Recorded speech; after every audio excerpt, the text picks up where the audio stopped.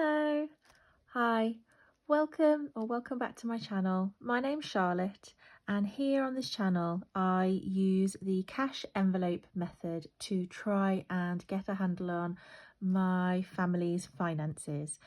So if that's something that you might be interested in following along, I would love it if you could hit the like button if you like the video, and consider subscribing so you can follow along with me as well. Also, this year I'm undertaking a no-buy year, and I'll be intermittently adding updates about how that's going for me. So in this video I'm going to go over the just over a week's worth of spending for our household, see where I'm at with hitting my spending goals for the month, one of which is hopefully to achieve 15 or more no spend days. So let's see where I'm at. So, you know when you just feel like you can't seem to catch up with your own week? This week has sped by and my head is spinning. So I really apologise if I seem a little bit spacey, a little bit confused. It's because I am. I feel like dazed and confused describes my state this week. So where I last left you, I'd had a no spend day on the Sunday, and then quite typically Monday seems to be one of my spendier days. So first things first, so on the Monday I spent £4.98 for my son out of the fun wallet, so that was a budgeted expense. Also spent £54 on a food shop, which came out of the budget. £16.98 went on some gifts and some gift cards, and then £14.12 and £6 came out of the kids envelope. So purchased a couple of things for my daughter. My son wanted a treat, so that's what the money's there for. And £3.35 came out of family fun. So quite a spendy day. On the 7th, I was at work. I had a refund. Basically, for World Book Day, I'd purchased a dress for my daughter, and then I had an email saying it wasn't available. So I then frantically purchased another dress for a Matalan, and then the original dress got delivered to Asda. So as that one was cheaper and the better sizing, I went with that one and just returned the Matalan one. Really random, but there we go. So Tuesday, I think, blessed by the fact I was actually at work, was a no spend day. On the 8th, I had my haircut, which came out of its own budgeted envelope for £36, and met up with a friend, but didn't actually spend any money out of my cash envelopes, which was great. Other than my first purchase for myself this year. As I mentioned at the beginning, I am currently undertaking a no-buy year. I had ran out of salt spray, like a texturising spray for my hair. I'd even gone to using up, my husband had randomly got a bottle of salt spray that he doesn't use. I'd even used his bottle up. So it was high time that I bought some more. The one that I used to use was Bumble and Bumble, which I think is over £20 for a smallish bottle. I can't remember the brand of the one that I used. That was my husband's, some sort of generic man brand. So I decided, when you can tell I really considered this purchase since it was my first purchase for myself this year. I read some reviews, and there was one by Superdrug's own brand that's rated quite highly, so £2.99. I purchased that out of my beauty envelope. So that was my exciting trip into town to purchase that. On Thursday, I was in uni and I spent £2.25. It actually came out of my socialising envelope on a coffee. And then on the Friday, that was actually a no spend day because I took my own coffee in from home. And that was the day that, oh my goodness, the snow was brutal. It took me 2 hours to do a 45-minute drive.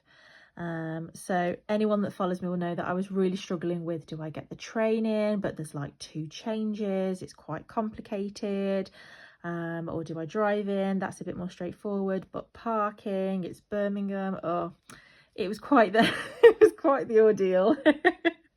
But I got in. I was only 5 minutes late despite the snow, so there we are. On Saturday I took my daughter to have her haircut, and that was £25. We spent as a family £6.70 out of family fun, and that was to get a coffee for myself and my husband and some baby chinos for the kids. And then we spent £42.72 on food, which technically is an oops spend because I'd already spent £50 at the start of the week and I hadn't cash stuffed at that point. So, and as you'll see, there's another couple of food spends. So at the moment, food seems to be where I've not quite sorted my budget out for.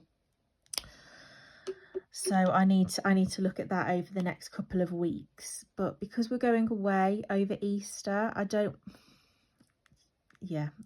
not really worrying about it.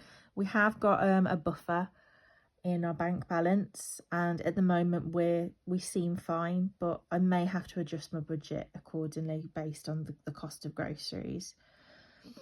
Here I spent £213.93, and that was for our airport parking and our, is it like fast track to get through security with the kids.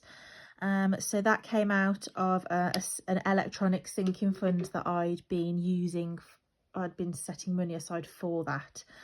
So some of my electronic funds I don't really talk about much on this channel, but let me know if you'd like to hear more about that down the line.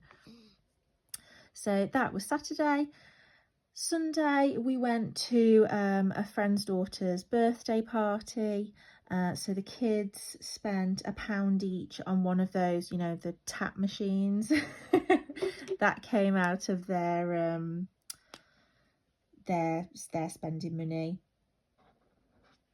And then £31.32 came out of our groceries. So I'd reset my funds by the Sunday, so technically that is within budget, but I think I do tip it slightly over on the Monday.